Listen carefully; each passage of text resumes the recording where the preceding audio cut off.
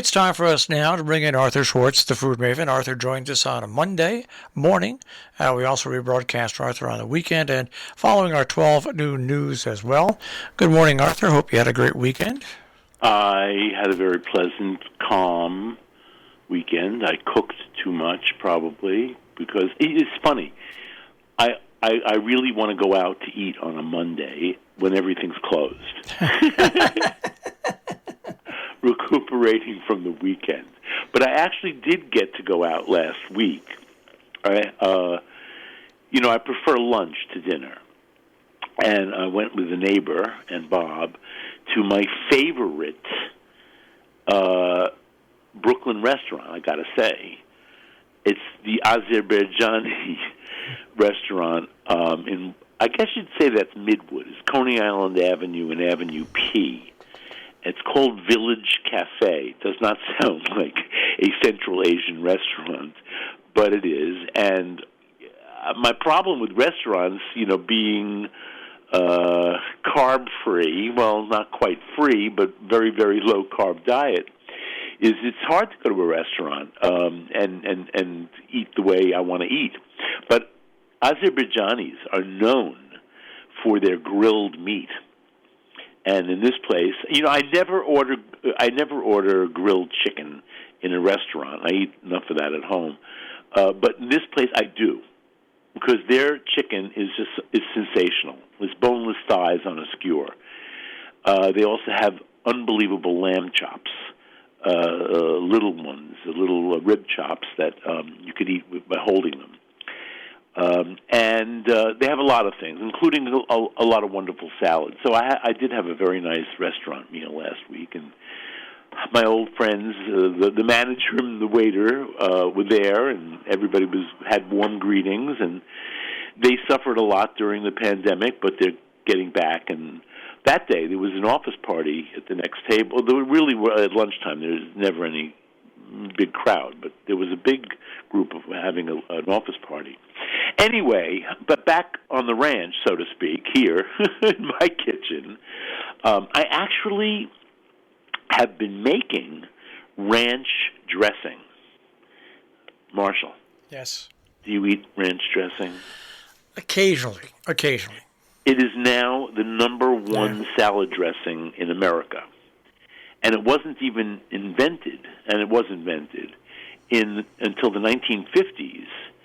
And I read it this morning, but now I'm forgetting his name.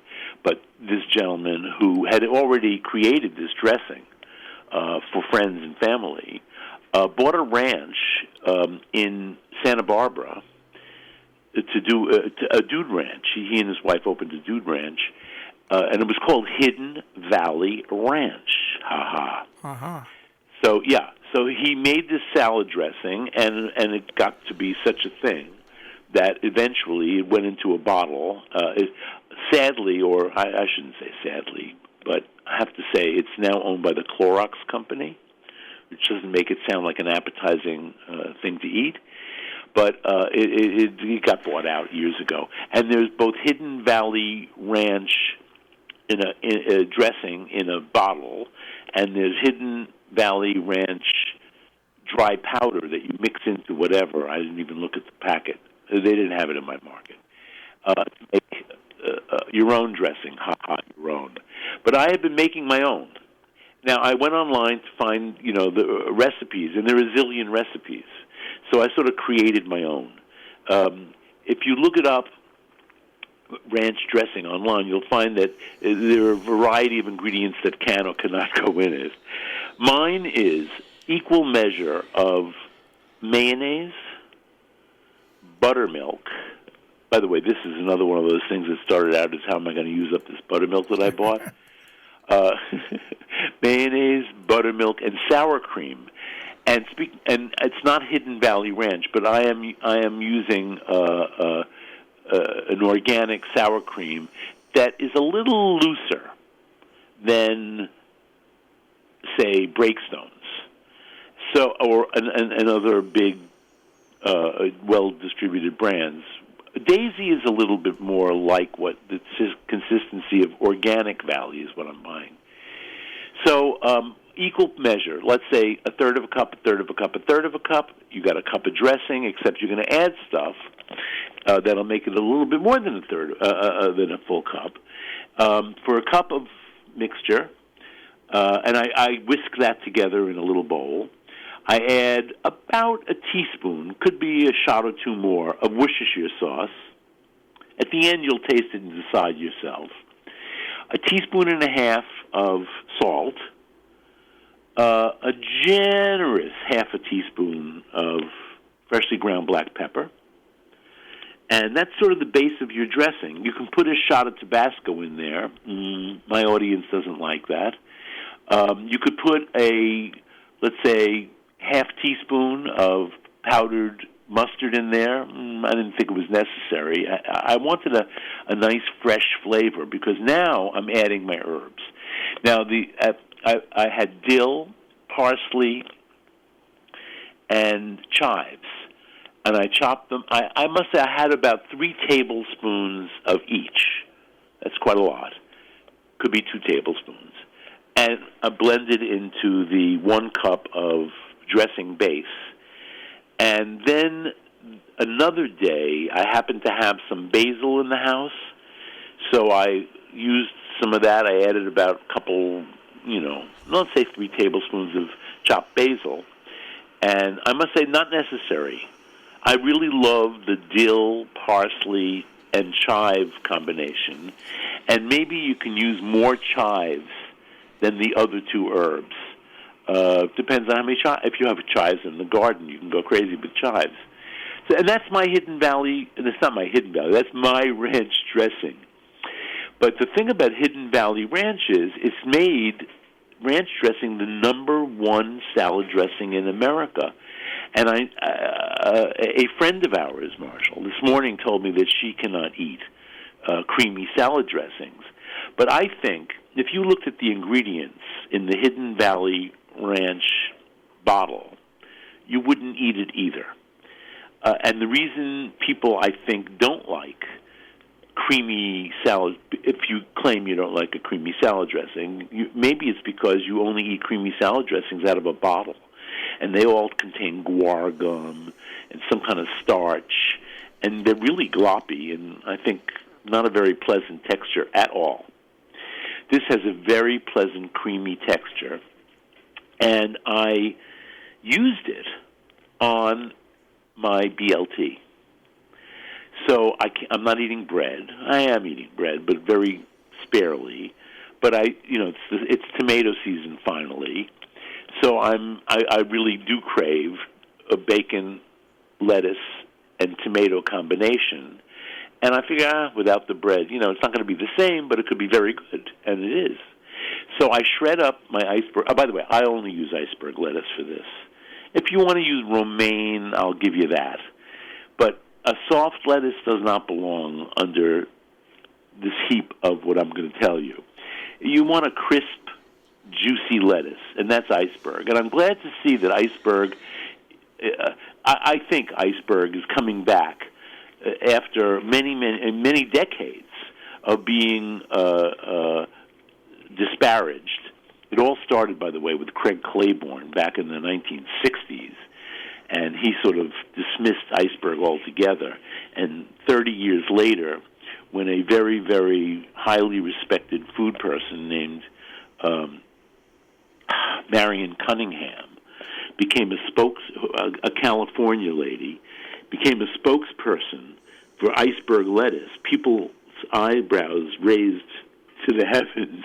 How could a person so respected in the food world advertise iceberg lettuce? Well, here I am touting iceberg lettuce, and I was very happy to hear that Valerie Bertinelli the other day on TV was also touting iceberg lettuce. So I like Valerie Bertinelli. She's cute, and she cooks. So anyway, I shred up the iceberg lettuce, put that on a plate, slice up the tomatoes, the most important, no, not the most important, but certainly up there in this 3-ingredient recipe.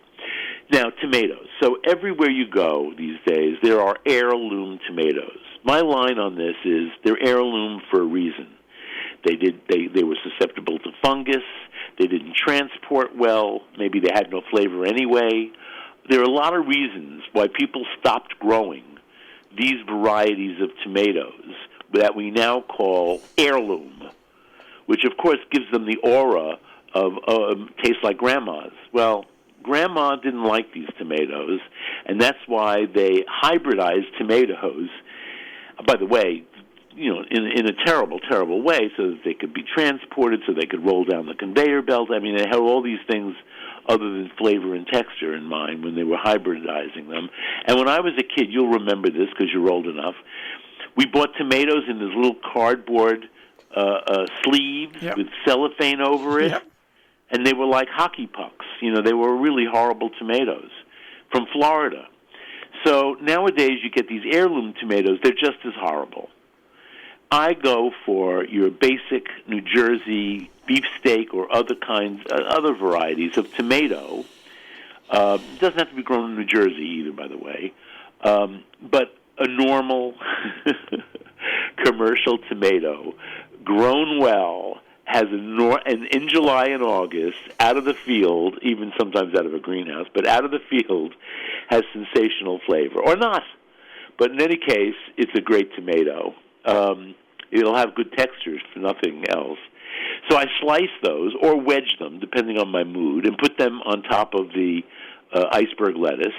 It's a composed salad, so to speak. And then there's the bacon. So I have been baking bacon, meaning I lay out the slices on a rack on a sheet pan, and I put it in a 400-degree oven.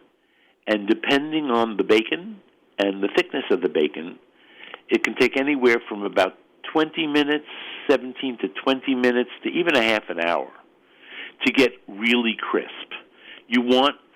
For a BLT, you want it crisp, I think. If you don't want it crisp, then you'll know when to pull it out, because Bob even says, I sometimes like it when it's crisp in places but still a little chewy with the fat here and there.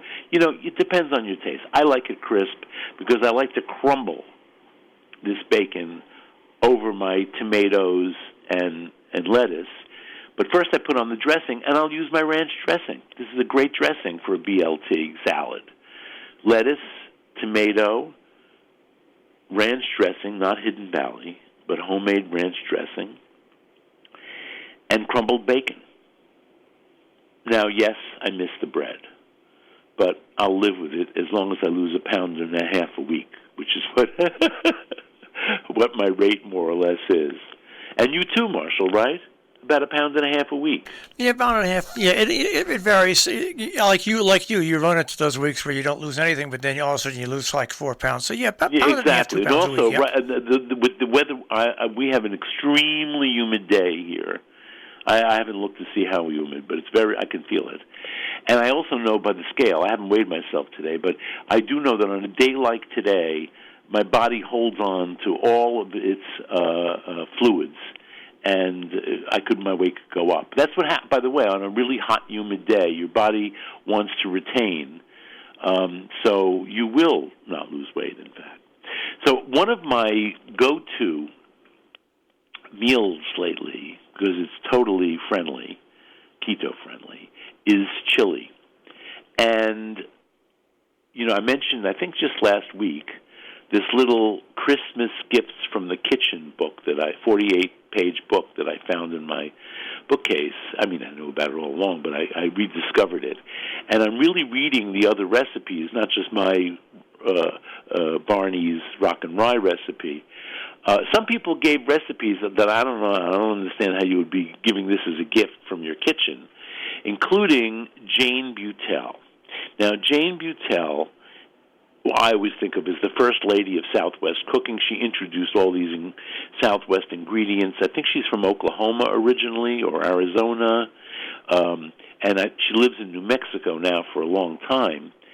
And she has a company. And I looked her up online, and Jane is not only still with us, but she's teaching online. And I saw that she had you pay for these online lessons, but it's $50 for a class. Jane Butel, Butel, and the name of her company is Pecos, Pecos, Pecos Valley Spice Company. And in this little book, she offered a recipe for Pecos Valley chili. And it is the simplest possible chili, meat chili, and I just had to make it. So I did that the other day. But, she calls for 3 pounds of meat. I thought that was a bit much. We're only 2 here. So I made 2 pounds of meat, and it went for like 3 meals. And there's nothing in this except meat and chili, which is what intrigued me. And I know that this is, in fact, what is as close as possible to the original chili, Tex chili. It's a Texas dish. It's not a Mexican dish. Texas, New Mexico, Oklahoma chili, made off the back of the mess wagon when they did cattle roundups and on the range. This is real range cooking in a black iron pot. And all you do, I'll tell you what I did. I didn't follow Jane's recipe absolutely exactly, but here's what I did. I sautéed a large onion in a little bit of vegetable oil.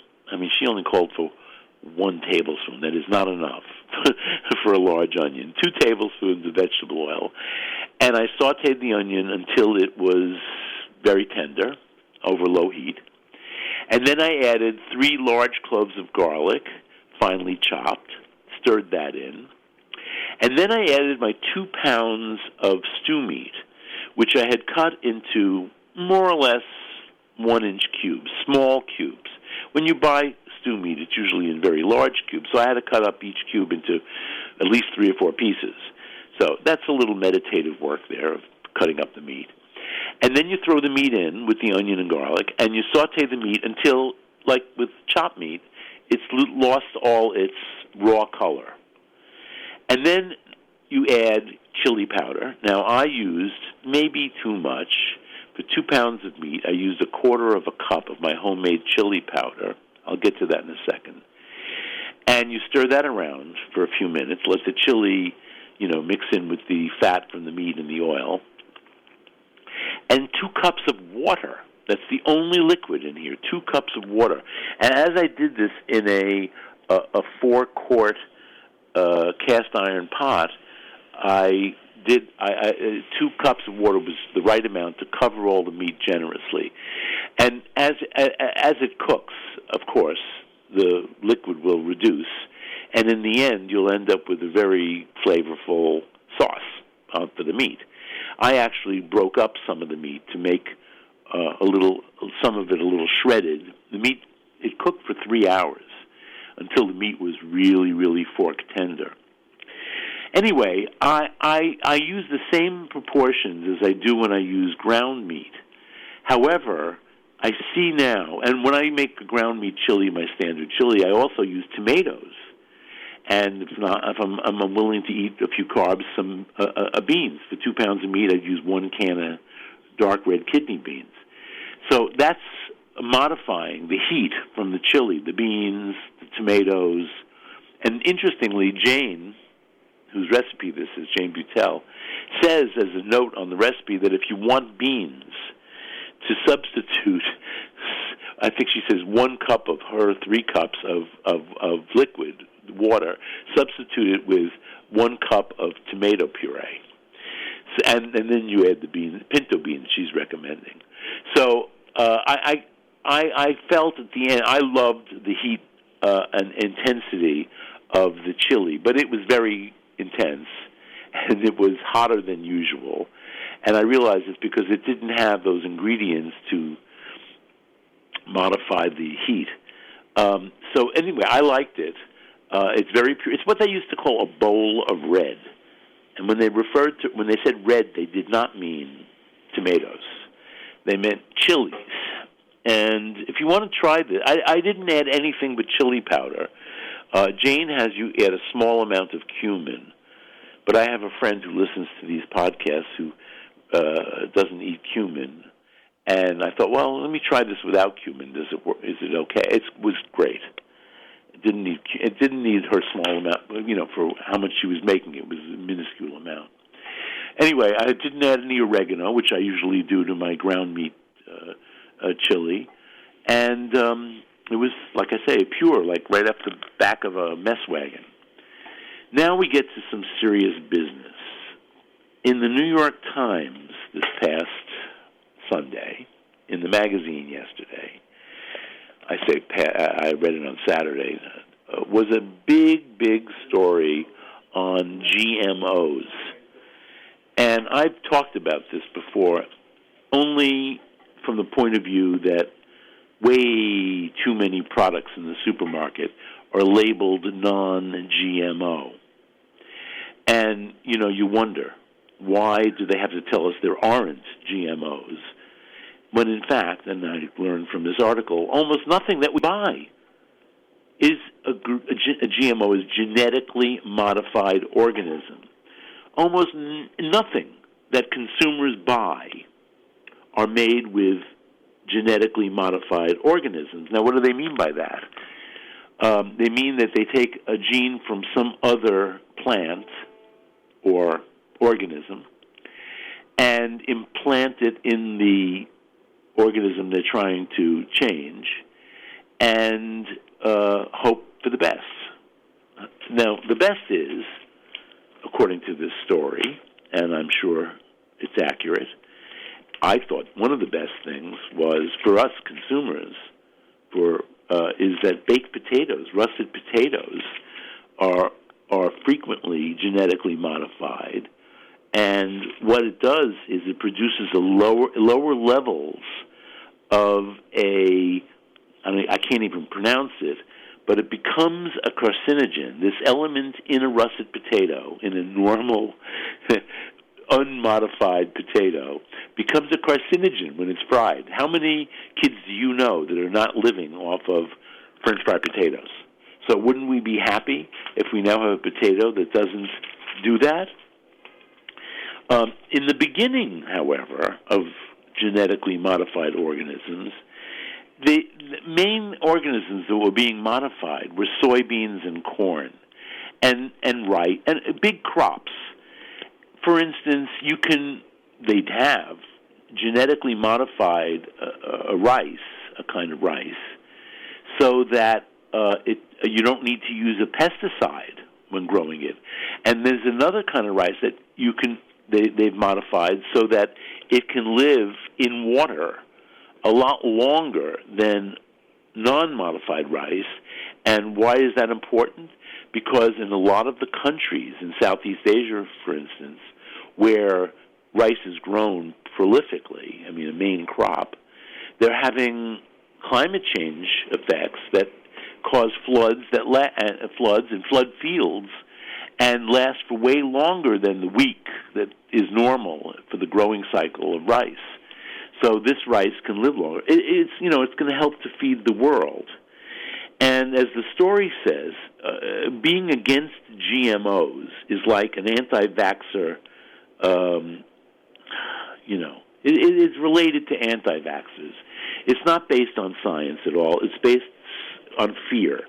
And the problem, and I'm sure this is the case according to the story, is that since GMOs started out as something for companies like Monsanto to make more money and to increase commercial viability, and also they did some ugly things like Monsanto had a patent on their modified soybeans. And, normally farmers would save seed to plant the next year. Well, Monsanto didn't allow you to save soybeans to plant the next year with their modified version of the soybean. You had to buy them again.